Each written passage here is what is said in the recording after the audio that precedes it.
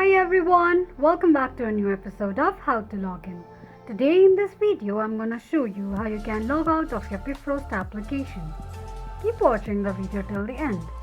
To log out of Befrost, firstly open your Befrost wallet. Enter your Befrost pin code to get into it. The home page of Befrost will appear on the screen. Click on the little gear icon on the top right corner of the screen. Firstly, click on the recovery phrase, type in your code and tick mark on the box, then click on continue. Look for the recovery phrase by clicking on proceed. After that, go back, scroll down and tap on delete wallet. Click on delete wallet once again and you will be logged out of your Befrost wallet in no time.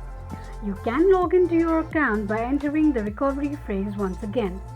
This is how you can log out of your Befrost account quickly and easily just in few steps.